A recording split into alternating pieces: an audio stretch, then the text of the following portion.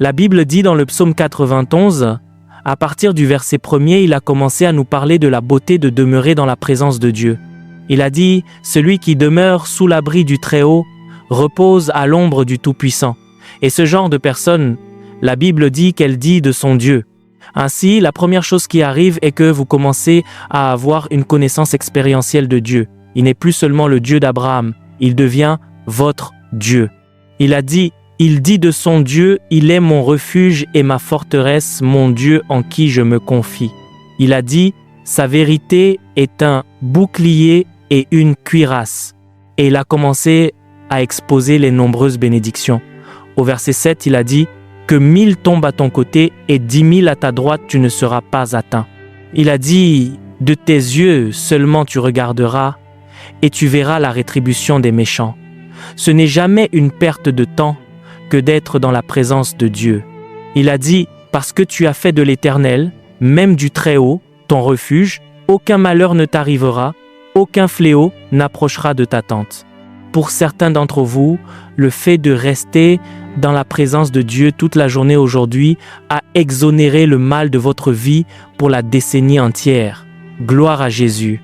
J'ai un fardeau ce soir pour la restauration du véritable christianisme apostolique parce que quand nous étudions ce que nous faisons ici dans notre génération, il semble y avoir un écart flagrant par rapport à ce que nous disons et ce que nous avons lu à travers les pages des Écritures.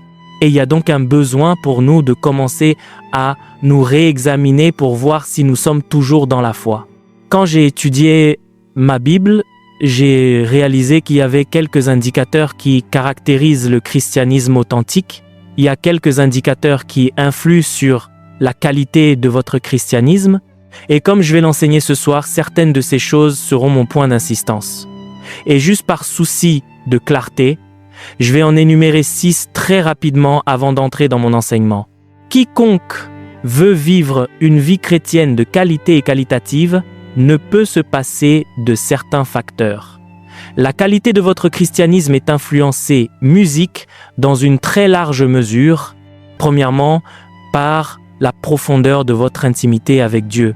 Quand vous trouvez quelqu'un qui mène une vie chrétienne qui n'est pas seulement inspirante, mais qui illustre la vie et le caractère de Jésus, allez vérifier la profondeur de l'intimité que cette personne entretient avec Dieu. Elle est très dense. Dans la première épître de Jean, chapitre 1er, du verset 1er au verset 3, l'apôtre parlait. Il a dit « Ce qui était dès le commencement, ce que nous avons entendu, ce que nous avons vu de nos yeux, ce que nous avons contemplé et que nos mains ont touché concernant la parole de vie, il nous a montré 3 niveaux d'interaction avec Dieu. Il y a un niveau d'intimité qui naît de ce que d'autres personnes ayant rencontré Dieu vous ont dit. Cela peut vous inspirer, mais ce n'est pas votre destination. Si vous voulez que votre vie chrétienne ait de l'impact, vous devez arriver à un point où vous voyez par vous-même. Et vous ne vous contentez pas de voir, mais vous touchez.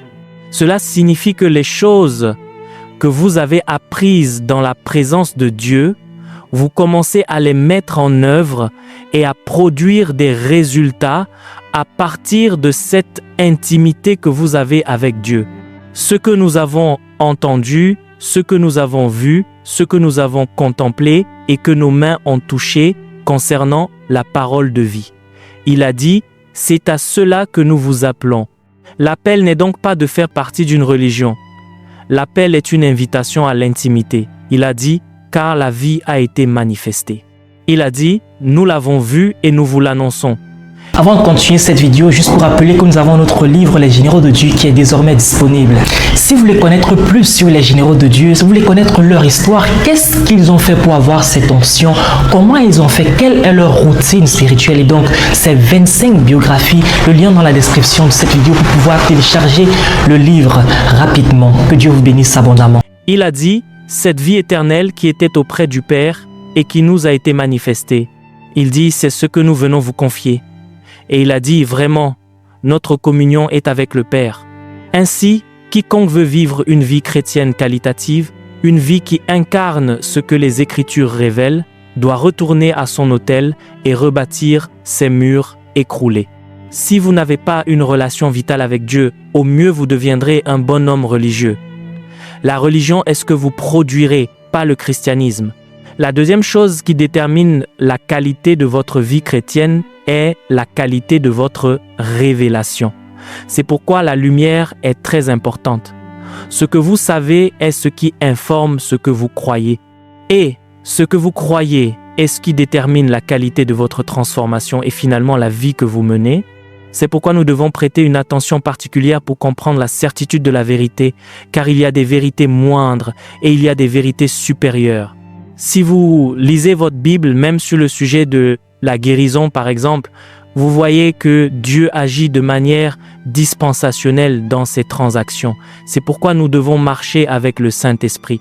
Vous étudiez l'Exode 23, verset 2, il a dit « Tu te souviendras de l'Éternel ton Dieu, c'est lui, pardon. » Il a dit « Vous servirez l'Éternel votre Dieu, et il bénira votre pain et vos eaux, et j'éloignerai la maladie du milieu de toi. » Ensuite, vous arrivez à Ésaïe 53, du verset 4 au verset 5, et il commence à nous dire que toutes nos douleurs ont été accumulées sur lui, car il était blessé pour nos péchés, brisé pour nos iniquités.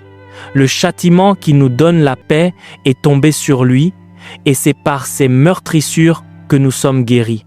Puis vous arrivez à Romains 8, verset 11. Il dit maintenant que si ce même esprit qui a ressuscité Jésus d'entre les morts habite en vous, il rend la vie à vos corps mortels. Il y a donc un niveau où vous servez Dieu pour être guéri. Il y a un autre niveau où vous placez votre foi dans la croix et vous êtes guéri. Puis, il y a un niveau où vous ne tombez pas malade parce que le guérisseur vit désormais à l'intérieur de vous. Je vous parle de la qualité de cela, c'est pourquoi nous demeurons avec Dieu, afin qu'il nous apporte des informations actualisées du royaume spirituel. Luc parlait dans Luc 1er, à partir du verset 1er, il a dit, Luc 1er, du verset 1er au verset 3, il a dit, puisque plusieurs ont entrepris de composer un récit des événements qui se sont accomplis parmi nous. Il a dit, suivant ce que nous ont transmis ceux qui ont été des témoins oculaires dès le commencement et sont devenus des ministres de la parole. Il a dit, il m'a paru bon à moi aussi, après avoir fait des recherches exactes sur toutes ces choses depuis leur origine, de te les exposer par écrit d'une manière suivie, ô très excellent Théophile. Ainsi, si notre vie chrétienne doit être mise à niveau, alors la qualité de nos révélations doit être changée. C'est pourquoi nous insistons et combattons pour la vérité, parce que la qualité de la vérité que nous possédons est ce qui déterminera nos victoires dans la vie. La Bible dit que la lumière brille dans les ténèbres et elle dit que les ténèbres ne l'ont point reçue. Ainsi, quand vous traversez une crise, le problème n'est pas la montagne. Le problème est votre ignorance, parce qu'à l'instant où la lumière arrive, chaque montagne devient un témoignage. Il n'y a aucun problème conçu pour nous subjuguer. Chaque problème est une alerte signalant qu'il y a de l'ignorance. Job parlait dans Job 29, verset 4. Il a dit « Que ne suis-je comme au jour de ma vigueur, où Dieu veillait en ami sur ma tente ?» Il a dit « Par sa lumière je marchais dans les ténèbres. » Nous n'avons pas peur des ténèbres. Nous dominons les ténèbres. Mais la question est, quelle est la qualité de notre lumière? S'il n'y a pas de lumière, alors les ténèbres font des ravages. C'est pourquoi chaque chrétien doit rechercher la lumière dans les Écritures. Personne n'est trop grand pour chercher à poursuivre et à rechercher la lumière. La révélation est le remède à toute affliction humaine. Numéro 3, je vous dis pourquoi il y a un besoin de réveil. Parce que la plupart d'entre nous dorment. La Bible dit « Réveille-toi, réveille-toi, toi qui dors, et Christ t'éclairera. » Parce que quand la lumière arrive, toutes vos réponses sont à votre entière disposition. Une génération qui a la lumière doit se réveiller. Troisièmement, ce qui détermine la qualité de votre vie chrétienne est la profondeur de votre obéissance. Une génération s'est levée qui ne connaît pas Dieu. Et ainsi, nous banalisons les commandements de Dieu. Je regardais l'autre jour et une vidéo est apparue. Une femme était tellement offensée. Quel était son problème? J'en ai assez de « la Bible dit, la Bible dit, la Bible dit, laissez-moi respirer, C'est le monde dans lequel nous vivons. L'impunité est révoltante, elle est effrayante. La Bible dit que cela vous met en colère. Et c'est une chrétienne. Et ainsi, vous vous demandez pourquoi l'humanité se détériore constamment et progressivement. C'est une génération où un garçon de 10 à 9 ans fait de l'hypertension. À l'époque de nos pères, il y avait des maladies dont ils disaient qu'elles étaient dues à la vieillesse. Nous n'avons plus cela parce que la rébellion nous a transformés en victimes. La Bible dit que lorsque votre obéissance est complète, deuxième épître aux Corinthiens 10, verset 6, elle dit qu'alors vous punirez toute autre désobéissance. Et ainsi, la qualité de nos vies, dans une très large mesure, est régulée par notre obéissance. Et je chemine vers quelque part.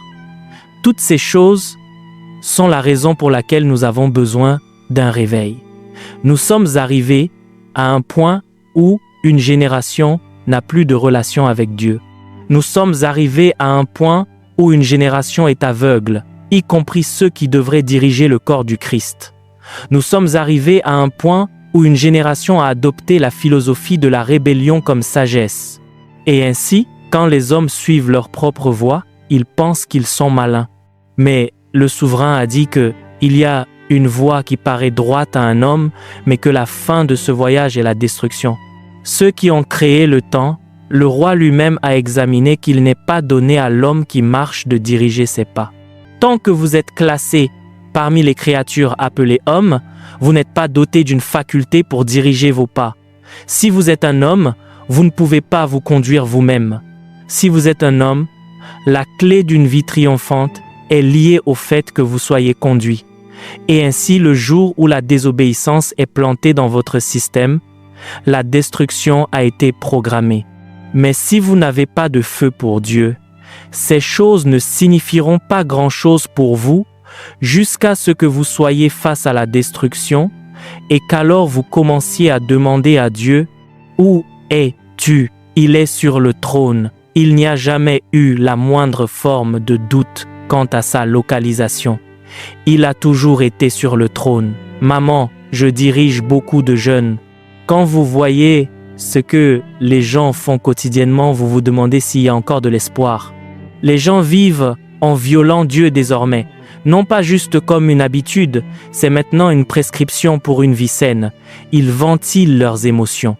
Et l'idée de ventiler ces émotions est de violer Dieu. C'est le monde dans lequel nous vivons. Ainsi, une génération tiède s'est levée. Désobéissance. Numéro 4. Maintenant, la qualité de votre vie chrétienne est influencée par votre disponibilité. La mesure dans laquelle vous êtes disponible pour que Dieu vous utilise est la mesure dans laquelle vous serez pertinent. Jésus lui-même, sa vie nous a enseigné que le chemin vers la grandeur dans le royaume est le service. Il a dit que le plus grand parmi vous sera le serviteur de tous. Mais c'est une génération où vous dites à quelqu'un « ramasse ce papier » et il répond « donne-moi 10 000 ». Je ne suis pas contre le fait de comprendre votre valeur. Je ne suis pas contre le fait de promouvoir votre valeur. Mais si tout ce que vous faites pour Dieu a un prix, vous n'allez nulle part. Nous sommes arrivés à un point où Dieu est la première option que l'on retire de la table afin de favoriser notre propre confort. Un homme qui sait qu'il ne peut jamais être en retard au travail et encore moins imaginer être absent, peut nonchalamment ne pas venir à l'église parce qu'à son réveil, il ne se sentait pas joyeux. Un homme qui, s'il est envoyé dans n'importe quelle partie du pays pour servir dans le cadre de son emploi, sait qu'il n'y a pas de place pour la plainte.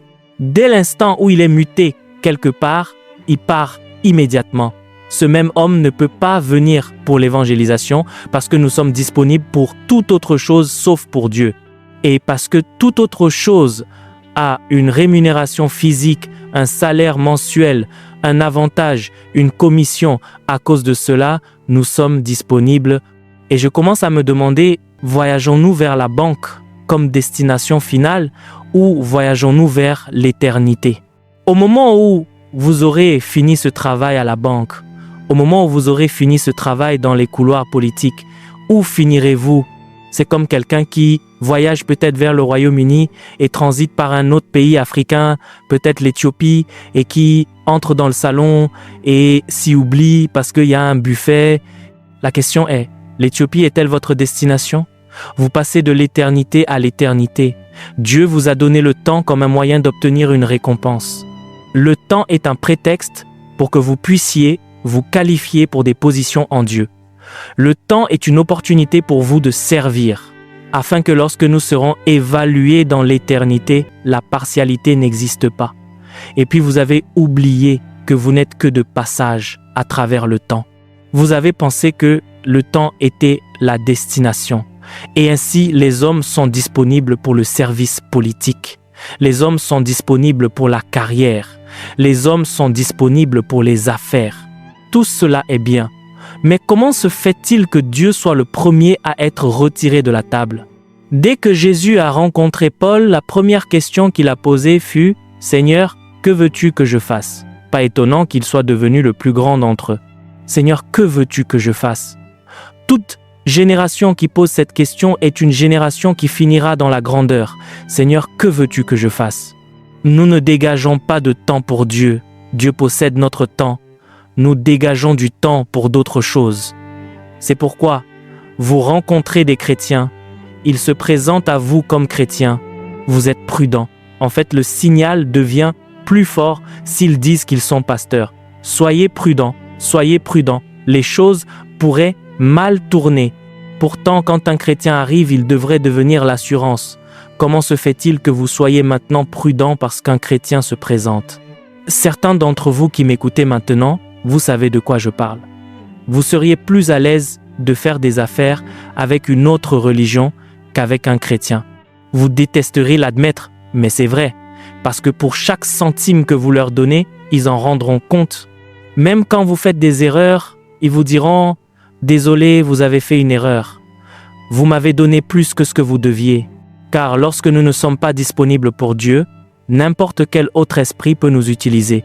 Et quand un esprit vous utilise, vous ne pouvez que manifester le caractère de cet esprit. C'est pourquoi vous ne pouvez plus dire qui est chrétien. Parce que vous en rencontrez un, vous voyez la manifestation d'un serpent. Vous en rencontrez un autre, vous voyez la manifestation d'un chien. Vous en voyez un autre, vous voyez la manifestation d'une bête sauvage. Et vous vous demandez, sommes-nous chrétiens?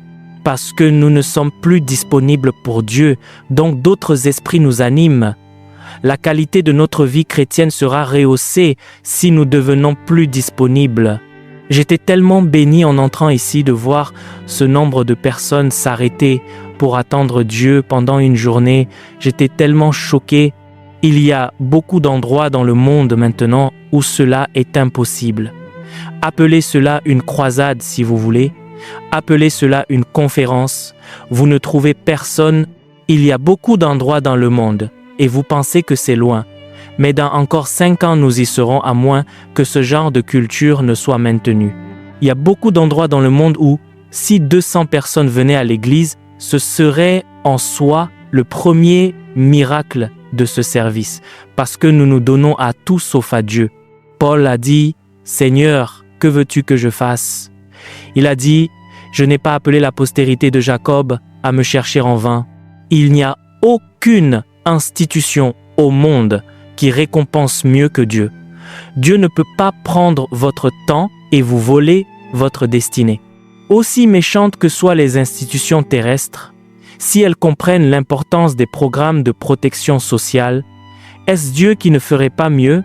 Et puis même dans nos vies personnelles, merci monsieur, même dans nos vies personnelles, les gens n'ont plus de marche avec Dieu. Ils ne sont pas disponibles. Les gens dorment sur leur téléphone.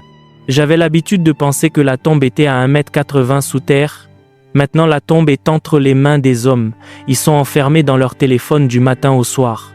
C'est là qu'ils sont. Et puis quand ils veulent dormir, oh merci Seigneur. Et ils dorment, ils se réveillent le lendemain. Abba Père, nous te louons. Ils sont déjà en train de presser le téléphone. Nous te rendons gloire. Merci pour aujourd'hui. Aujourd'hui est béni. Oh mon Dieu, c'est pourquoi nous ne ressemblons plus au Christ. Il n'était pas appelé chrétien par Jésus. C'étaient les gens du monde qui reconnaissaient que ces personnes n'avaient aucune disparité avec le Christ. Ils ont donc décidé de les appeler petits Christ. Aujourd'hui, même si nous prétendons être de petits Christ, ils doutent de nous parce que nous ne sommes pas disponibles.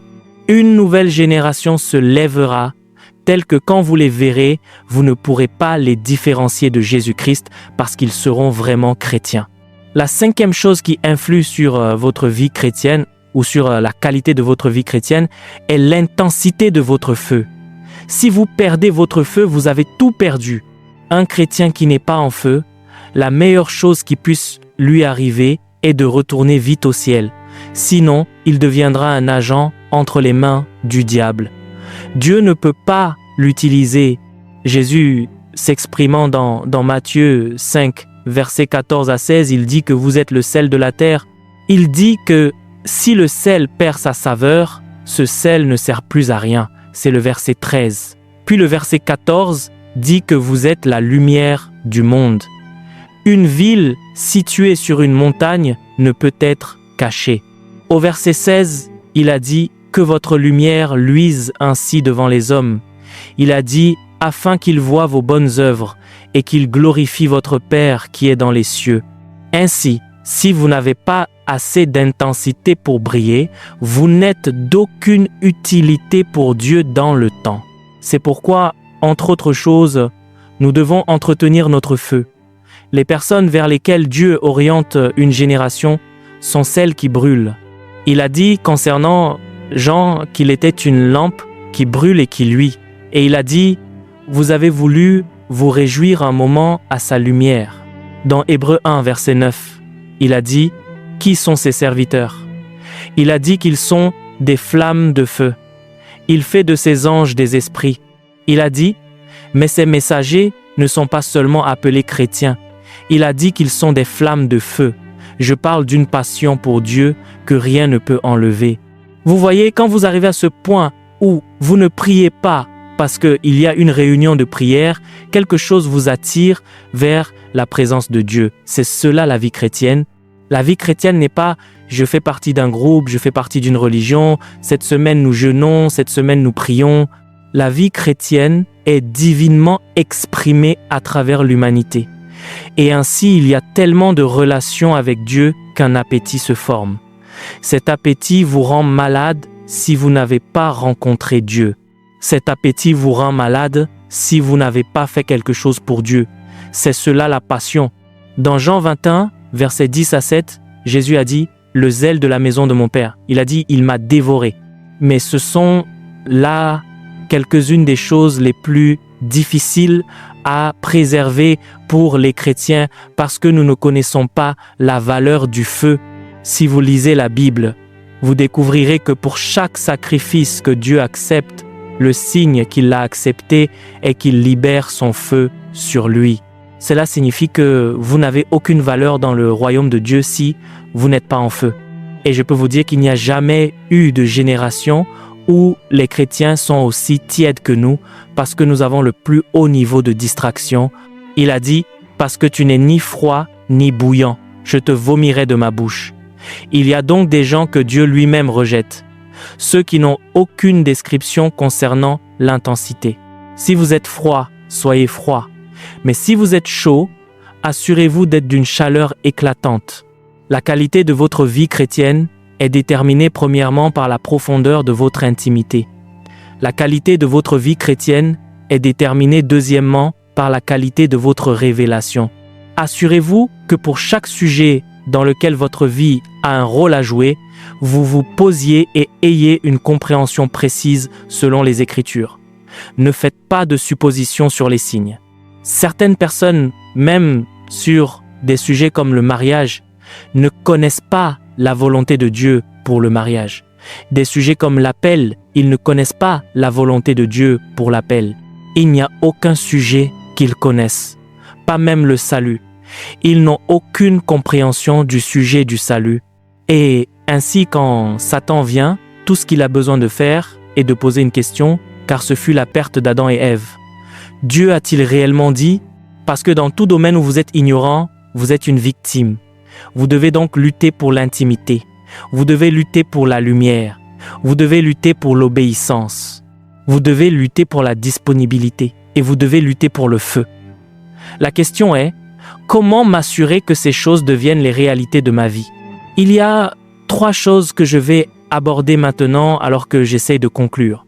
La première est de commencer à prouver la parole de Dieu à vous-même. Vous savez, l'un des problèmes que nous avons, c'est que nous nous contentons de citer les Écritures. Parfois, nous sommes même enthousiastes, puis nous l'ignorons et nous passons à autre chose. Si vous vivez ainsi, vous n'aurez jamais d'impact. En ce qui concerne le royaume de Dieu, il y a beaucoup de façons d'être pertinent parmi les hommes. Ce que nous discutons ici dépasse la pertinence avec les hommes. Nous parlons de pertinence avec les esprits et l'Esprit de Dieu. Parce qu'il y a beaucoup de non-chrétiens qui réussissent bien dans l'économie. Il y a beaucoup de non-chrétiens qui réussissent bien au gouvernement. Nous ne comparons donc pas la portée de notre sujet aux possibilités au sein de la civilisation humaine. Nous parlons de pertinence au-delà du royaume des hommes, pour être grand et pertinent avec Dieu. C'est le sujet que nous examinons ici. Et nous considérons, entre autres, le rôle de l'intensité pour que cette chose compte. Et pour que cela arrive, vous devez en venir au point où vous vous dites « Je respecte ce que j'entends depuis l'autel, mais il est temps pour moi de prouver ce que la Bible dit dans ma propre vie. » Et ainsi, tout ce que je vais faire à partir des Écritures, je vais d'abord me poser, comprendre ce qu'est cette chose, comprendre comment cette chose est faite et comprendre pourquoi elle est faite. Quand je comprendrai cela, je commencerai à engager le quoi et le comment jusqu'à obtenir le pourquoi. Je parlais à mon peuple récemment, je dis « Chaque jour, nous nous rassemblons pour prier. Pouvez-vous mesurer les progrès que vous faites grâce à la prière? Parce que si vous n'en êtes pas venu au point où vous vous dites « Écoute, puisque nous parlons tant de prière, laisse-moi prouver la prière dans ma vie. » Et ensuite, vous découvrez comment est-ce que je prie. Si vous comprenez comment prier, alors trouvez être 5 raisons pour lesquelles vous priez et vous mettez ces raisons quelque part, puis vous commencez un programme de prière pendant 1 mois ou 2 mois ou 3 mois et vous cochez ces raisons pour voir si elles se réalisent. Si cela ne se réalise pas, laissons cette question de prière et cherchons un autre moyen de survivre parce que j'en ai assez de la religion. Mais si cela se réalise, alors je me lierai à la prière toute ma vie. C'est ainsi que commence le voyage de la foi chrétienne. Quand je lis ma Bible, je vais choisir une réalité. Et quand j'en vois le bénéfice, puis que je regarde ma vie, je me demande, voyons, si cette chose est vraie, pourquoi ma vie est-elle ainsi? Le Saint-Esprit m'a dit, tu n'as pas été intentionnel, tu fais tout n'importe comment en tant que chrétien. Il a dit, si tu veux voir le même résultat que les pères d'autrefois ont vu, tu dois devenir délibéré et te dire, je vais prouver cette chose dans ma vie. Prenez par exemple Jésus qui parlait dans Luc 10 à 8, verset 1. Il dit que les hommes doivent toujours prier et ne pas se relâcher. Numéro 1. Si vous priez, vous ne pouvez pas défaillir. Et vous examinez alors votre vie. Cela signifie-t-il qu'il n'y a aucune circonstance qui puisse me terrasser si je prie? Et puis vous vérifiez les 5 dernières années. N'y a-t-il rien qui m'ait terrassé? S'il y a eu quelque chose, alors quel était le rôle de la prière?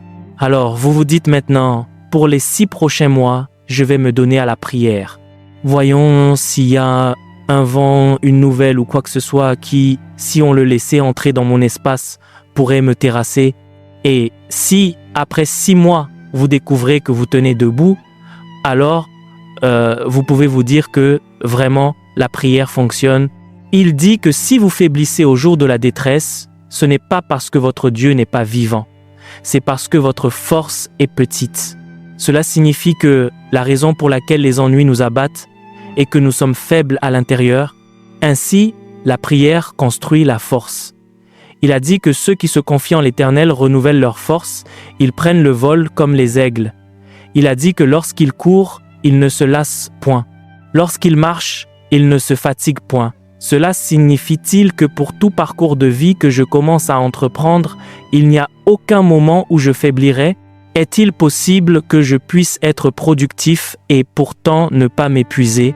quel est le secret? Il a dit, s'attendre à l'Éternel. Alors, laissez-moi commencer mon affaire. Laissez-moi voir si cette chose est vraie, que la force continuera de venir. Laissez-moi affronter ma carrière avec toutes les médisances, avec tous les complots, avec toute la malice. Laissez-moi voir si je l'emporterai simplement en m'attendant à Dieu, et ainsi je m'attends maintenant avec un but. Y a-t-il de la force dans l'attente? Y a-t-il de l'énergie dans la prière? Je dois trouver cette énergie. Mais vous voyez, parce que nous ne sommes pas délibérés, même quand nous prions, il n'y a pas de concentration. Je ne prie pas juste parce que l'Église dit prions. Je prie parce que je construis de la force. Et parce que nous ne sommes pas concentrés, un moment arrive où la prière devient ennuyeuse ou fatigante. La Bible dit que la sagesse est la chose principale. Il a dit par conséquent, acquiers la sagesse et avec tout ce que tu possèdes, acquiers l'intelligence. Pourquoi? Il a dit que par la sagesse, les rois règnent. Oui, monsieur, les princes décrètent la justice. Les nobles, tous les gouverneurs de la terre. Il a dit qu'une maison se construit par la sagesse. Par l'intelligence, elle s'affermit. Et par la connaissance, les chambres se remplissent de tous les biens précieux. Et alors je vérifie ma vie. Où sont les bonnes choses de ma vie? Qu'est-ce que je construis pour ma vie? Durant les 5 dernières années, je n'ai rien construit. Alors je manque de sagesse. Comment alors obtenir la sagesse? Jacques 1, verset 5. Si quelqu'un d'entre vous manque de sagesse, qu'il la demande à Dieu. Alors je vais maintenant au lieu de la prière. Je prie maintenant avec une intention. Je prie avec un but. La Bible dit que la sagesse bâtit une maison. La sagesse produit l'établissement. La sagesse fait entrer de bonnes choses dans la vie d'un homme. Par la sagesse, les hommes règnent. Laissez-moi prier pendant 6 mois et voir quelle sagesse sortira de ma vie. Ainsi, pendant 6 mois, je suis sur un projet de prière. Le but de ce projet est que quelque chose, une inspiration vienne à moi et produise quelque chose. Ma carrière où je suis devenu confus, ma famille où je suis devenu confus, mon affaire où je suis devenu confus. Laissez-moi prier pendant 6 mois. Si aucune réponse ne vient, alors nous enquêterons à nouveau sur la prière. Ceux qui sont en feu, voilà comment ils pensent. Ils sont délibérés, ils sont intentionnels, ils ne sont pas juste enthousiastes, ils ne fonctionnent pas par simple impulsion momentanée. Vous voyez, quand vous rencontrez un homme qui brûle pour Dieu, chaque jour de sa vie, il y a un agenda. Ainsi, tout ce que vous le voyez faire, il a une concentration, il a un objectif, il a une cible, il a des échéances. C'est pourquoi il n'a pas de temps pour les commérages. C'est pourquoi il n'a pas de temps pour les fables de vieilles femmes. C'est pourquoi il n'a pas de temps pour là où tout le monde va. Il est sur un projet et il choisit donc différentes dimensions. Vous lisez votre Bible. Elle dit que Salomon a sacrifié et quand une nuit, Dieu est apparu et lui a dit « Que veux-tu » Et Dieu lui a donné ce niveau d'influence. Qu'est-ce qui est précieux dans ma vie? Testons ce projet de sacrifice. Parce que si vous n'y prenez pas garde, vous ferez de la religion jusqu'à devenir pasteur. Et alors vous direz aux gens ce que vous ne croyez pas vous-même. Et ainsi, vous et le peuple finirez dans la frustration et la confusion parce que, peu importe notre discernement, parfois quand nous regardons certains traits physiques, nous supposons que vous êtes prêts. Et parce que vous êtes audacieux, vous êtes confiant, vous êtes stratégique, ils disent « Viens diriger cette unité ». Vous ne croyez personne parce que vous ne l'avez pas prouvé. Si cette question de sacrifice fonctionne pendant 6 mois, laisse-moi sacrifier et voir si cette chose est pour une génération ou si c'est la fidélité de Dieu à travers toutes les générations. Vous savez pourquoi? Quand les gens défient le christianisme, nous n'avons rien à dire. Même nous ne sommes pas des témoins. Et parce que nous ne sommes pas des témoins, nous pouvons facilement être trompés et en sortir. Si le sacrifice fonctionne, Abraham a sacrifié, Salomon a sacrifié, même Jésus quand il s'est sacrifié lui-même, Dieu lui a donné un nom au-dessus de tout autre nom. Si ce sacrifice est un principe qui fonctionne, je vais le faire maintenant pendant 6 mois. Je le ferai pendant 1 an. Laissez-moi voir si ma vie changera. Vous voyez, quand vous commencez à obtenir ces genres de résultats, le christianisme pour vous ne sera pas une religion. Le christianisme deviendra une marche dans l'esprit. Il deviendra une stratégie divine pour des résultats divins. Le christianisme pour vous deviendra un secret qui embellit la vie d'un homme. Je vous le dis, celui qui gagne des âmes est sage. D'accord, laissez-moi faire un projet de gain d'âme pendant 6 mois et voir si je deviendrai plus sage. Et quand je serai sage, je ne me le dirai pas à moi-même. Laissons les gens observer et dire que je suis devenu sage. Et alors pendant 6 mois, je planifie le nombre d'âmes que je gagne chaque mois. Cela n'a rien à voir avec l'Église. C'est pas parce que maman a dit « gagnons des âmes », je suis sur un projet. J'ai vu que la Bible dit « celui qui gagne des âmes est sage ». Laissez-moi voir si je peux acheminer cette sagesse. Parce que si vous ne pouvez même pas voir celle qui est possible sur terre, comment pouvez-vous être sûr de celle dans l'éternité? À mesure que vous commencez à prouver la parole de Dieu à vous-même, un point arrivera. Voyez-vous, vous aurez tellement de résultats que quelque chose éclatera en vous. Vous ne pourrez plus le garder. Partout où vous irez, vous en parlerez, vous chanterez à ce sujet, vous le professerez jusqu'à ce que vous deveniez en effet un témoin. Je vous le dis, la raison pour laquelle beaucoup de chrétiens sont si tièdes est qu'ils n'ont pas prouvé la parole à eux-mêmes. Goûtez et voyez que le Seigneur est bon. C'est pas vous qui tentez Dieu, c'est vous qui mettez vos convictions au travail. Demandez-vous une seconde. Qu'ai-je exactement prouvé dans ma vie? Quelle dimension de Dieu ai-je prouvé dans ma vie? Avez-vous prouvé le service? Avez-vous prouvé le gain d'âme? La prière a-t-elle été prouvée dans votre vie? Vous voyez, je dis aux gens, nous sommes des gens très drôles. Quelqu'un vient vers vous, je meurs, je meurs. Vous fermez les yeux comme un homme religieux, mort, retire-toi. Même vous, vous savez que ce que vous faites est du théâtre. Quelqu'un vient, j'ai une tumeur, j'ai une tumeur. Vous fermez les yeux, je t'ordonne de dématérialiser. Maintenant, si cette tumeur se dématérialise, ne vous enfuirez-vous pas? Ne serez-vous pas choqué si cela arrive parce que vous ne l'avez pas prouvé?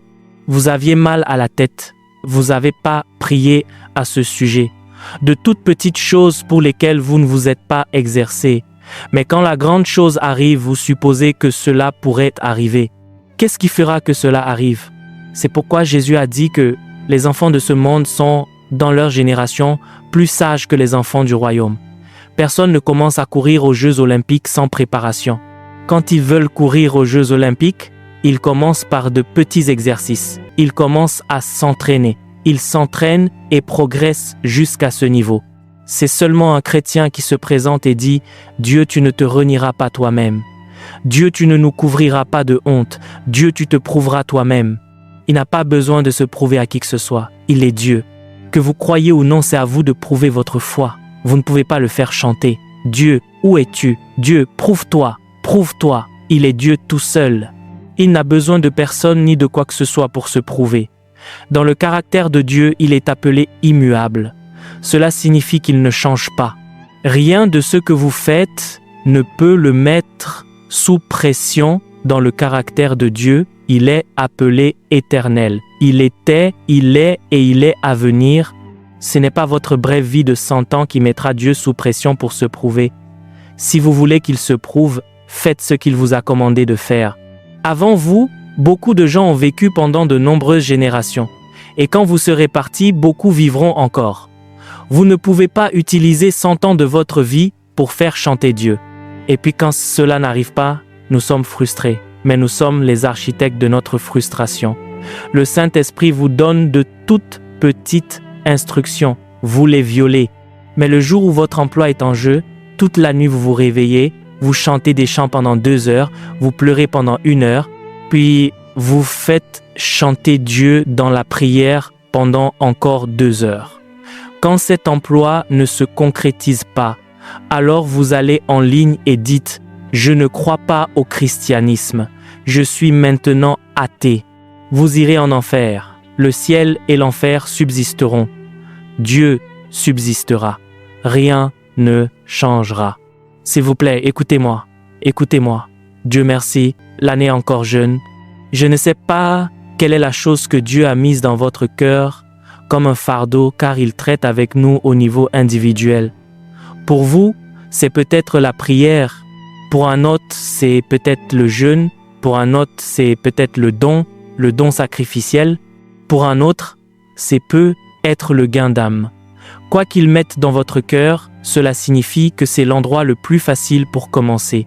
Vous commencez votre projet, faites-le par révélation et enregistrez vos progrès. Parce que David n'est pas juste venu dire « je vais tuer Goliath ». Non, il y avait des antécédents. J'étais dans le désert. Un ours est venu, a pris l'une des brebis, je l'ai abattu. Un lion est venu, je l'ai abattu. De la même manière, ce Philistin incirconcis tombera. Vous ne commencez pas avec Goliath, vous commencez avec l'ours. C'est pourquoi quand Saül lui a donné son armure, il a dit « J'apprécie votre bienveillance, mais cette chose que vous me donnez n'a pas été prouvée. J'irai avec ce que j'ai prouvé. » Et quand il a affronté Goliath, quelque chose s'était passé chez le jeune homme. La Bible dit que après que Goliath a été décrit, même vous, en lisant l'Écriture, vous avez peur pour David. Cette montagne d'hommes s'est approchée de David et a commencé à maudire David par ses dieux. Qu'est-ce que cela vous dit? Même Goliath ne combattait pas par sa stature physique. Lui aussi marchait avec un certain esprit. Il a maudit David. Le véritable pouvoir réside dans l'esprit. C'est pourquoi il déplace la bataille vers le spirituel. Lorsque Goliath maudissait David par son Dieu, David a dit « Tu marches contre moi avec des arcs et des flèches. » Il a dit « Mais moi je marche contre toi au nom de l'Éternel, le Dieu d'Israël, dont tu as défié l'armée. » L'armée dont vous dépendez, ils ont donc déplacé la bataille vers le royaume des dieux. Quand Goliath s'est approché de David, David ne s'est pas soucié de sa taille. La Bible dit que David a couru vers lui. Qui se précipite ainsi sur un géant comme Goliath? Il avait été éprouvé, de la même manière qu'il avait poursuivi l'ours, c'est ainsi qu'il a poursuivi Goliath. Notre christianisme est attaqué. Notre christianisme est mis au défi. Le temps des discours est terminé. Des témoins doivent se lever. Les gens que Jésus a laissés n'étaient pas des parleurs. C'est pourquoi on n'a pas dit les prédications des apôtres. On les a appelés les actes des apôtres. Ils étaient des producteurs de preuves. Mais il existe une technologie pour acheminer cela. Oui, monsieur, vous n'êtes pas faible. Vous n'êtes pas une victime. Le problème est que vous allez rivaliser pour être un homme musclé alors que vous n'avez jamais visité la salle de sport. Les muscles se construisent. Ils se construisent avec le temps, sous la pression. Dites-vous qu'il ne suffit pas de s'asseoir sur un banc d'église. Seigneur, avec quoi m'entraînes-tu en cette saison? Est-ce la veille nocturne? Est-ce une longue intercession? Est-ce la générosité envers les pauvres? Est-ce la ténacité dans le gain d'âme? Qu'est-ce que tu testes? Par quoi m'éprouves-tu? Dans quelle classe m'as-tu emmené? Car, en fin de compte, cela aboutira à une vie victorieuse. C'est pourquoi vous avez besoin de feu, afin que, dès qu'un signal arrive, vous le saisissiez avec agressivité. Car, jusqu'au temps de Jean, le royaume de Dieu subissait la violence, et ce sont les violents qui s'en emparent par la force. Prouvez votre foi. Prouvez-la, prouvez votre foi. Je lis la Bible et je commence à m'interroger, je me demande ce qui est arrivé à ces hommes. Ils combattaient les Amoréens, il se faisait tard. Rangez vos armes, rentrez chez vous maintenant, revenez demain. Josué savait qu'il y avait un avantage et il avait développé sa ténacité au fil du temps. Et dans Josué 10, verset 12, « Soleil, arrête-toi sur Gabaon et toi lune sur la vallée d'Ajalon. » Et il est dit que le soleil ne se hâta point de se coucher. Qui vous a dit que les hommes parlent aux constellations? Des gens parlaient au soleil et nous, à ce jour, nous ne pouvons pas parler à un mal de tête. Je m'émerveille. Comment Moïse a-t-il pu imaginer qu'un seul homme puisse affronter une nation? Comment oses-tu aller vers Pharaon? laisse aller mon peuple afin qu'il me serve. Vous savez que quelque chose est arrivé à leur esprit. On n'approche pas une nation en tant qu'individu. Qui es-tu? Cet homme savait qu'il n'était pas seul. Et quand le roi argumente avec lui, il lui dit « Demain à 7 heures, êtes-vous sérieux, monsieur? Est-ce à Pharaon que vous parlez? Il était considéré comme le dieu soleil. Comment osez-vous marcher vers lui? » Il avait eu ses rencontres avec Dieu. Il savait que le pouvoir résidait dans l'intimité. C'était ce même endroit que vous aviez fui. Qu'est-ce qui vous a donné la témérité de revenir? J'ai rencontré celui qui demeure dans le feu. J'ai vu le feu parler. Donc, la rougeur des yeux d'aucun homme ne peut plus m'affecter. J'ai vu une flamme de feu parler. J'ai vu des flammes parler. Laisse aller mon peuple. Et la dernière fois que Moïse a parlé à Pharaon, il a dit « Tu ne reverras plus mon visage ». Je me suis demandé pourquoi Pharaon n'a-t-il pas pensé à le tuer? Parce que le niveau d'énergie depuis lequel cet homme parlait était trop volatile pour que vous puissiez imaginer l'emprisonner. Trop volatile. Et quand Pharaon s'est enfui, Moïse a fait sortir son peuple. Pharaon a commencé à le poursuivre. Il n'était pas désemparé car il savait d'où venait la première victoire.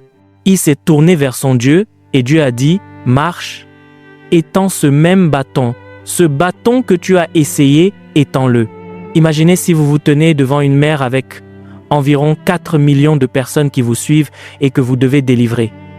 Je ne sais pas s'il existe une situation qui puisse rendre un homme plus confus. Je ne connais personne qui, avec 4 millions de personnes, femmes, enfants sortis de captivité qu'il doit délivrer, les mène devant une mer alors qu'une armée est derrière pour les anéantir. Je connais aucune circonstance plus déroutante. Qu'est-ce que Moïse savait sur le fait de parler à Dieu qui lui permettait de savoir que parler à Dieu changerait la situation?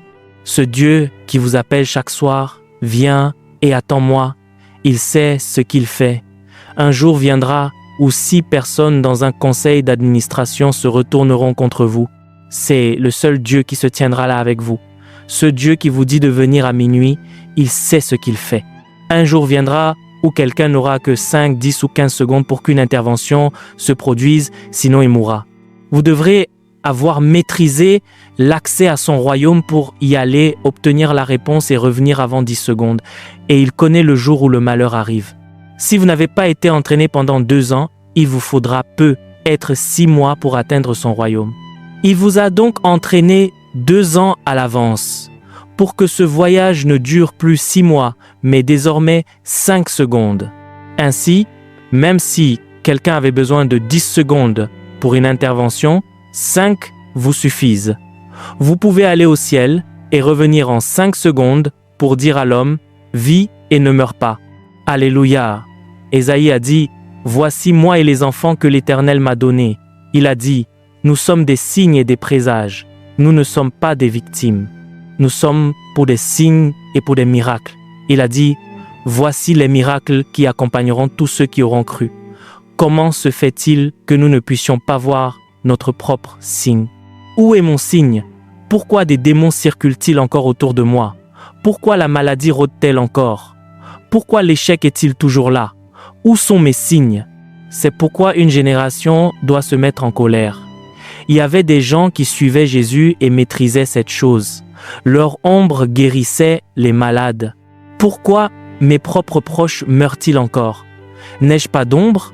N'ai-je pas de main? Pourquoi est-ce que j'impose mes propres mains et que rien ne se passe? Qu'est-ce que j'ai besoin de savoir que je ne sais pas encore? Il y avait des gens qui parlaient et l'économie des nations basculait en 24 heures. Demain, à 7 heures, on aura 2 mesures d'orge pour un cycle à la porte de Samarie. Comment se fait-il que mon peuple meure de faim et que je n'ai rien à faire? Où sont nos signes? Une génération a besoin de se mettre en colère. Nous devons refuser de nous complaire dans la religion. Nous sommes venus ici pour être des témoins de Dieu. C'est pourquoi vous devez commencer à prouver le peu que vous savez avant que le grand jour n'arrive. Vous devez commencer à le prouver. Quand mon frère est mort, j'ai failli ne pas pouvoir me le pardonner parce que des mois avant ce moment, Dieu n'arrêtait pas de m'appeler à attendre. Je ne savais pas qu'une saison arrivait. Un témoignage est devenu une tragédie. Son nom est Alpha et Oméga. Vous êtes dans aujourd'hui, il est encore dans hier et il est déjà dans demain. Donc, s'il vous donne une instruction aujourd'hui, il vous sauve d'un danger de demain. Toute chose que Dieu met dans votre cœur comme un fardeau maintenant, assurez-vous de la garder jusqu'à ce que vous la perfectionniez. Cette maîtrise deviendra votre porte d'accès pour une intervention demain. Amen. Numéro 2. Vous avez besoin de vous connaître vous-même. Les circonstances, les échecs, les hommes méchants avec leur bouche malveillante vous ont donné une fausse description de vous-même. La raison pour laquelle nous portons nos regards sur lui est que lui seul possède la prescription exacte à notre sujet. Et si nous voulons arriver au point où notre christianisme prouvera la véracité de la parole de Dieu, nous devons nous connaître au-delà de ce que les circonstances peignent. Vous voyez, pour certains d'entre nous, même nos parents biologiques n'étaient pas assez spirituels pour discerner nos destinées. Et ce n'est pas le moment de les blâmer, car même pour Jérémie, ses parents ne pouvaient pas le discerner. Il pensait que tout ce qu'il avait à faire était de les suivre dans la prêtrise. Sa propre destinée était d'être prophète. Alors, il a cherché Dieu jusqu'à ce qu'il la trouve. Prenez donc la responsabilité de votre vie et connaissez-vous vous-même. Je sais que ma carrière m'appelle avocat. Je sais que ma carrière m'appelle médecin. Je sais que ma carrière m'appelle économiste, physicien ou philosophe. Mais qu'en dit celui qui m'a créé? Quelle est sa description de moi? Parce qu'il y a certains défis et exigences de la destinée que la formation universitaire ne peut pas gérer. Quand Dieu a préparé votre destinée, il savait que vous iriez à l'école, mais votre éducation scolaire n'était pas la préparation pour gérer les exigences de votre destinée.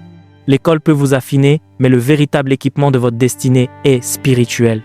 Vous devez donc chercher Dieu pour découvrir comment il vous appelle. C'est la responsabilité que beaucoup de chrétiens ont négligé de s'engager à remplir. J'ai étudié la chimie. Tout le champ de ma destinée était censé se trouver dans un laboratoire. Si je trouvais quelque chose qui aide l'humanité, Dieu soit loué. Pourtant, quand Dieu me façonnait, mon pouvoir était sur ma langue pour parler aux nations. Et parce que j'étais un chimiste vivant dans une nation avec toutes les inégalités et le désavantage de mes origines, le mieux que je pouvais obtenir était d'être chef de département de chimie dans une école secondaire. Imaginez si Dieu ne m'avait pas dit qui j'étais. Maman, je porterais la blouse de laboratoire. J'entrerais au labo. En ces jours-là, ma gloire était de pouvoir donner des cours sans consulter de livres. J'écrivais des équations de tête. Nous nous tenions là et les étudiants écrivaient des notes de 10 pages, puis quand le cours était fini, ils applaudissaient. Celui-ci n'est pas un enseignant ordinaire et nous sortions comme des professeurs. Maintenant, je remercie Dieu pour cette saison parce que certains d'entre eux sont médecins aujourd'hui, mais aujourd'hui quand je parle, voyez, parfois je suis à l'aéroport, quelqu'un me rencontre, je suis le professeur Untel, je viens d'arriver d'Arabie Saoudite pour voir ma famille. J'ai vu des professeurs de médecine me dire « Vous avez changé ma vie ». Comment un chimiste peut-il changer de profession et un jeune de surcroît? L'autre jour, je voyageais et, arrivé à l'aéroport, un homme a couru vers moi. C'est l'homme qui a sauvé ma famille. Le jour où ma femme a entendu votre message sur le mariage, la paix est revenue dans notre foyer. Voyez-vous, la chimie ne peut pas faire cela. Mais j'ai dû me voir à travers les cristaux de l'éternité pour savoir que la chimie est une bénédiction, mais que l'ordination est supérieure. L'ordination est supérieure. Voyez, certains d'entre vous qui m'écoutez, vous êtes ingénieurs. C'est bien, mais votre appel est de prêter aux nations. Vous avez besoin d'une puissance pour la richesse que l'ingénierie ne peut pas donner. Alors merci à Dieu pour ce que vous avez. Merci à Dieu pour l'endroit où il vous a placé. Mais tant que vous ne téléchargez pas votre ordination, vous ne pouvez même pas maximiser là où vous êtes. Si tout ce que nous connaissons se résume à des équations, au mieux le plus intelligent prendra le dessus, mais il existe d'autres infrastructures. Avant que je ne te fusse formé dans le ventre de ta mère, je te connaissais, je t'avais établi prophète des nations par tes paroles pour arracher et pour planter.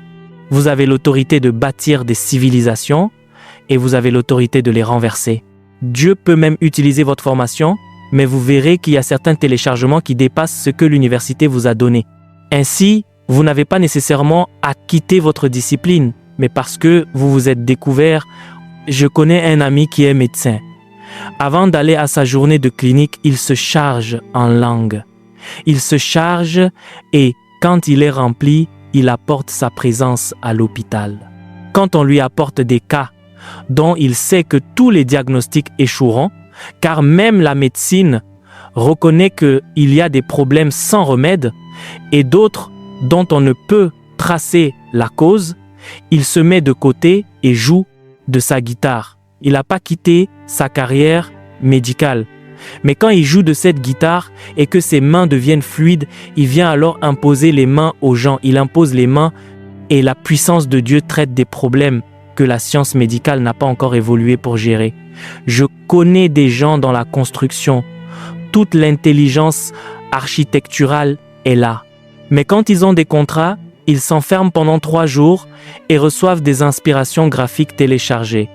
Ensuite, ils utilisent leur formation pour les sculpter. Vous devez vous connaître et vous verrez que votre vie doit être un phénomène. Dans Ésaïe 60, verset 15, il dit que vous étiez une terre délaissée. Il a dit que personne ne vous parcourait. Il a dit, mais je ferai de toi un ornement éternel, un sujet de joie, non d'une génération, mais de nombreuses générations. Il y a des dimensions de votre ordination qui, lorsque vous les touchez, font que, même longtemps après votre départ, vous resterez une bénédiction. Ainsi, notre durée de vie ne peut être quantifiée par le temps.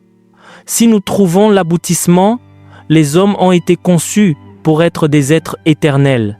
Mais vous ne pouvez être éternel que par la postérité que vous tirez de votre ordination. C'est pourquoi vous devez vous connaître. Vous avez été appelé ainsi, mais voici ce que moi je vous appelle. Et vous savez que cela ne peut arriver tant que vous ne bâtissez pas d'intimité jusqu'à ce que la parole de Dieu vienne à vous. C'est pourquoi ceux qui brûlent doivent se lever. Il dit, invoque-moi. Jérémie 33, verset 3. Il a dit, je te répondrai. C'est la portée de ce que vous savez. Je commencerai donc par ce que vous savez et là où vous êtes. Il a dit, mais cette économie d'interaction avec moi dépasse le programme de votre esprit. Quand je te répondrai, a-t-il dit, alors je t'annoncerai de grandes choses, des choses cachées que tu ne connais pas, parce que votre vie dépasse ce que vous savez à l'instant T. Et c'est mon travail de vous mettre à niveau. Ainsi, les gens qui n'ont pas de relation avec Dieu, quand nous leur prêchons ici en comptant sur Dieu pour les embraser et qu'ils ne l'acceptent pas, ils se font en fait du tort à eux-mêmes. Il y a des visions. Vous voyez, j'étais avec un ami hier à Lagos. En 2010 à 7, il priait et le mur s'est ouvert et il s'est vu lui-même, très élégant et raffiné, en train de sortir. Ah, il a dit, Seigneur, qui est-ce? Il a dit, c'est celui que tu devrais être maintenant. Et quand il s'est regardé et a vu ce qui sortait, ils étaient à des années-lumière l'un de l'autre.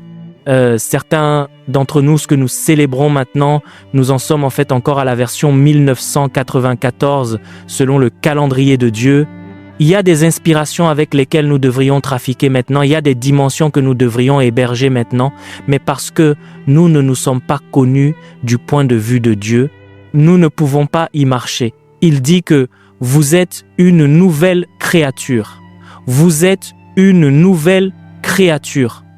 On ne vous a jamais vu auparavant. Votre genre n'a jamais existé auparavant. Quiconque est en Jésus-Christ est une nouvelle créature. Voyez, quand les gens du monde nous voient, ils nous regardent avec 2 yeux, 2 oreilles, un nez. Ils pensent que nous sommes tous des hommes. Certains d'entre nous ne sont pas des hommes ordinaires. Quiconque est né de Christ cesse d'être un homme ordinaire. Et ce n'est pas mon affirmation. Chaque homme sur terre a 2 vies, sauf le chrétien. Il y a la vie du sang ou la vie animale appelée bios. Lévitique 10 à 7, verset 11 dit qu'elle est dans le sang. Donc chaque être humain a cette vie. Il y a la vie de l'âme que le souffle soutient. Genèse 2, verset 7. Il a soufflé dans ses narines, il est devenu une âme vivante. C'est pourquoi nous pouvons tous comprendre la physique et la chimie. Mais il y a une autre vie appelée Zoé dans l'esprit. Seuls ceux qui ont Jésus ont cette vie. Nous ne sommes donc pas les mêmes. Un chrétien fonctionne par 3 vies. C'est donc une créature entièrement différente. Et le niveau auquel un chrétien devrait fonctionner n'est pas simplement son maximum personnel, car le standard de notre fonctionnalité a déjà été prescrit. Tel il est, tel nous sommes aussi dans ce monde. Nous avons donc été appelés à poursuivre les possibilités que le Christ a manifestées. Votre meilleur n'est donc pas ce que Dieu cherche. Christ en vous est ce que Dieu cherche. Si vous ne savez pas cela, vous affronterez les circonstances en vous basant sur votre intelligence. Mais il y a un royaume en vous au-delà de votre intelligence. Tant que vous n'engagez pas Dieu, ce rêve ne peut s'éveiller. Vous avez été appelés à révéler Jésus par la prédication si nécessaire, mais au-delà de la prédication, par votre style de vie et vos manifestations. Si ce n'était pas là, Dieu ne le dirait pas. Jésus lui-même parlait dans Jean 14, verset 12. Il a dit, « Les œuvres que je fais, vous les ferez aussi. » Et il a dit qu'il en ferait de plus grandes que celles-ci. Vous êtes donc censés faire plus que ce que Jésus a fait. Est-ce quelque chose que la philosophie peut transmettre? Est-ce quelque chose que la chimie peut transmettre? Ce n'est pas possible. Seul Dieu peut le transmettre. C'est pourquoi, quand nous brûlons et cherchons sa face, c'est parce que nous tous qui, le visage découvert, contemplons comme dans un miroir la gloire du Seigneur, nous sommes transformés. Il y a une métamorphose spirituelle qui s'opère. Vous devenez de plus en plus comme lui. Alors quand vous parlez, ils savent que bien que vous ayez une certaine mesure de sagesse, celle-ci ne vient pas du royaume des hommes. Tout le monde reconnaîtra que ce n'est pas la chair et le sang qui sont à l'œuvre en vous. Il y a un esprit ancien qui parle à travers vous. C'est pourquoi vos résultats défient votre genre, défient votre âge, défient votre race. Il y a certaines choses que vous dites, ils pensent que seul l'homme blanc devrait les dire. Puis quand ils remontent à la source, c'est vous qui l'avez dit. Et quand ils viennent, vous en dites plus. Un moment arrive où ils s'asseyent et disent « Enseignez-nous ». C'est ce que Dieu veut faire. Et c'est alors que le christianisme deviendra intéressant. Chaque jour, vous vous réveillez, vous voyez différentes versions de Dieu. Mais la question est, quel niveau d'intimité recherchez-vous? Car ces choses ne sont pas en vous-même. Elles sont activées en vous par votre interaction avec Dieu. Nous sommes comme la lune. Nous tirons notre lumière du soleil. Quel niveau d'obéissance recherchez-vous? Car il y a des choses qu'il ne vous montrera pas sur vous-même tant que vous n'aurez pas obéi. Les visions de Dieu se trouvent à cette destination d'obéissance. Si vous n'obéissez pas, vous ne pouvez pas le savoir. Si vous ne vous engagez pas dans l'intimité, vous ne pouvez pas le savoir. Et Satan le comprend. C'est pourquoi Satan sait que si vous vous métamorphosez, il est en difficulté. Et il sait qu'il ne peut pas arrêter ce processus. Alors ce qu'il fait, c'est vous empêcher d'activer ce processus. Là où il y a besoin d'intimité, il apporte la distraction et le péché. Là où il y a besoin d'obéissance, il apporte des suggestions de désobéissance. Là où il y a besoin de recevoir la lumière, il vous donne un vêtement de lourdeur. Alors vous voulez lire la Bible, vous lisez 2 versets, vous bâillez et dormez. Mais quand vous regardez un film, vous êtes là pendant 8 heures. Vous écoutez un message pendant 30 minutes, vous dites « Ce message ne va-t-il pas finir ?» Mais vous restez devant un film et quand une scène se termine, vous dites « Ah, pourquoi a-t-elle fini si tôt ?» Vous ne savez pas qu'il y a une intelligence supérieure en coulisses qui vous empêche d'activer quelque chose. Écoutez, alors que vous quittez cette réunion, quelle que soit la poussée dont vous avez besoin pour activer l'intimité, activer l'obéissance, activer la recherche de la lumière, elle repose sur vous maintenant. Voyez, certains d'entre vous quitteront cette réunion et le fardeau du jeûne vous frappera.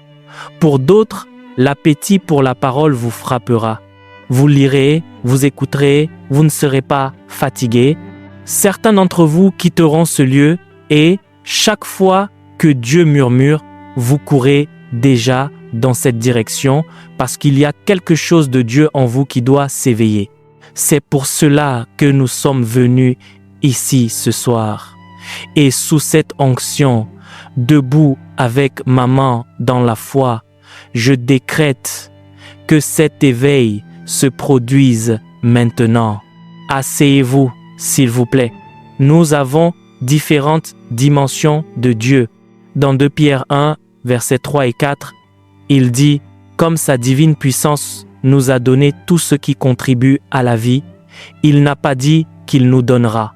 Il nous a donné tout ce qui contribue à la vie. » Voyez, il n'y a personne ici qui manquera de quoi que ce soit dont il a besoin dans la vie à partir de ce jour. Tout ce qui contribue à la vie et à la piété. Il a dit, mais c'est par la connaissance, l'épignose, l'expérience de celui qui nous a appelés à quoi? À la gloire et à la vertu. Donc, tout ce qui est moins que la gloire, ce n'est pas vous. C'est pourquoi je vous dis de vous connaître de nouveau. Tout ce qui est moins que la gloire n'est pas encore vous. Vous êtes encore en transformation. Quand vous aurez fini le processus, tout ce que nous verrons dans votre vie sera la divinité exprimée à travers l'humanité. C'est pourquoi au verset 4 de cette écriture, il a dit qu'il nous a donné les plus grandes et les plus précieuses promesses, afin que par elles nous devenions participants de la nature divine, en fuyant la corruption qui existe dans le monde. Ô Seigneur! Voyez, quand vous manifesterez la sagesse, elle sera plus grande que la sagesse de Salomon. Ce sera la sagesse de Christ. Quand vous manifesterez la puissance, elle sera plus grande que ce que Samson a fait. Ce sera la puissance du Saint-Esprit. Partout où vous irez, vous laisserez l'empreinte de Dieu. Et les hommes sauront que celui qui est venu ici est soit Dieu lui-même, soit quelqu'un qui le portait. Et pour toujours, votre impact ne sera pas oublié. Je prophétise cela à quelqu'un, je lis ma Bible, il est dit, tout ce qu'il fait lui réussit. J'ai dit à quelqu'un un jour, la raison pour laquelle nous sommes prudents en choisissant ce que nous faisons, c'est parce que quoi que nous fassions, cela marche. J'ai dépassé ce niveau de « Oh Seigneur, pourvu que cette chose marche, elle doit marcher. » C'est dans mon ADN, je me suis connu de nouveau, je ne fais rien qui échoue. Il a dit, tout ce qu'il fait lui réussit. Si je me lance en politique maintenant, je réussirai. Si je lance une affaire, je réussirai. Quoi que je fasse, cela prospère. Ainsi, certains d'entre nous ne prient pas « Oh, fais que ça marche. Oh, fais que ça réussisse. » Cette prière, nous l'avons dépassée. Notre ADN capture déjà cela, tout ce qu'il fait prospère. Je me connais de nouveau. C'est ce que Dieu a dit de moi. Et cette chose activera une telle audace en vous. Satan sera terrifié quand votre nom sera mentionné. Et afin que ces affaires ne soient pas gâchées, il vous évitera toujours. Il vous évitera, tout simplement. Parce que s'il s'en prend à vous, votre témoignage délivrera 100 000 personnes. Alors il vous évitera.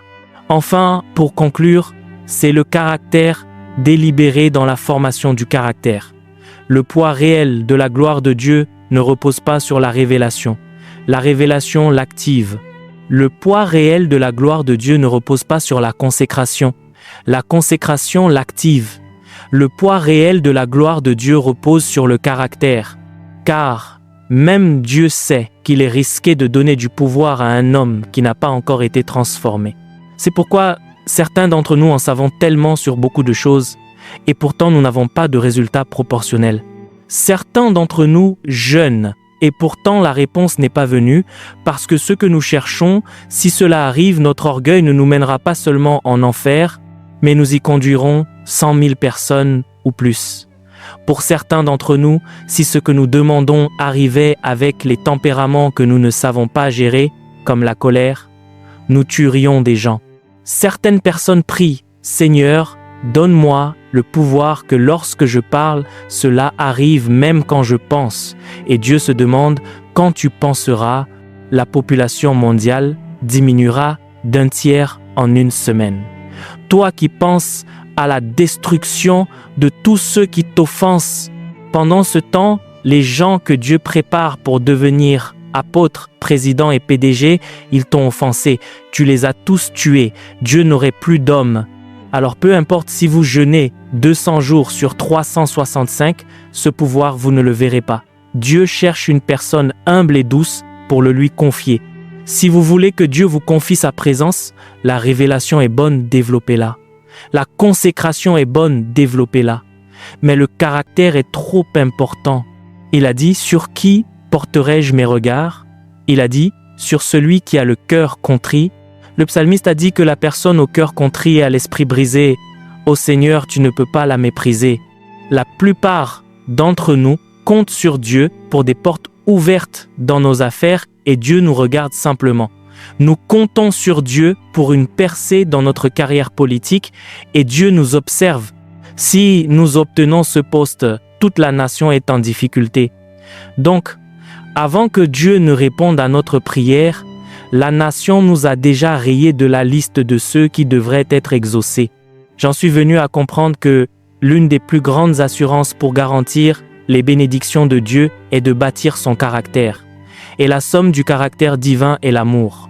Car dans l'amour, il y a la douceur, la gentillesse, la patience, la longanimité, la tempérance. Tous les attributs de l'Esprit de Dieu sont portés au crédit de son amour. Ainsi, quand vous grandissez dans l'amour, même votre influence, vous serez choqué de la manière dont elle commence à croître. Elle commence à croître parce que le pouvoir ne résout aucun problème. Il révèle seulement qui nous sommes. C'est ce que nous sommes qui résout le problème. C'est pourquoi, dans ce pays, nous avons assez de puissance pour résoudre tous nos problèmes. Pas un seul n'a été résolu. Parce que vous donnez le pouvoir à un homme avide, un homme corrompu, il le canalise vers autre chose. C'est le vase qui résout le problème, pas le pouvoir. De la même manière que l'électricité circule ici, si nous ne la canalisons pas pour produire du son, nous aurons de l'électricité mais nous crierons ici. Si nous ne la canalisons pas vers les climatiseurs pour traiter la chaleur, nous aurons de l'électricité mais nous aurons chaud. Le pouvoir lui-même n'est donc pas la réponse, c'est celui qui manipule le pouvoir qui détermine la réponse. Ainsi, quand nous prions pour le pouvoir, Dieu prie pour nous. À quel degré es-tu transformé? Le pouvoir est l'arme, mais celui qui le manie est ma préoccupation. N'avez-vous pas remarqué que vous conduisez et voyez un policier avec une arme, vous n'avez pas peur? Vous voyez un militaire avec une arme, vous ne tremblez pas. Mais dès que vous voyez quelqu'un avec une arme qui ne porte pas d'uniforme, à minuit, vous conduisez, dès que vous voyez la sirène et l'uniforme de soldat, vous êtes tranquille. Mais même en plein jour au marché, si vous voyez quelqu'un sortir une arme, vous vous méfiez, la personne ne ressemble pas à un agent de sécurité. Par les miséricordes de Dieu, que le caractère que nous devons cultiver pour que Dieu puisse nous confier tout ce qu'il est, que ce caractère soit formé par l'Esprit, moi-même inclus, nous recevons la force d'âme pour passer par le processus afin de recevoir la puissance et la grâce pour la domination. Qu'il en soit ainsi écrit, qu'il en soit ainsi établi, au nom précieux de Jésus. Acclamez fort le Seigneur. Merci d'avoir regardé cette vidéo. N'oubliez pas de télécharger notre livre Les Généraux de Dieu pour davantage connaître l'histoire de ces généraux de Dieu. C'est plus de 100 histoires inspirantes, 25 biographies à l'intérieur. Que Dieu vous bénisse abondamment.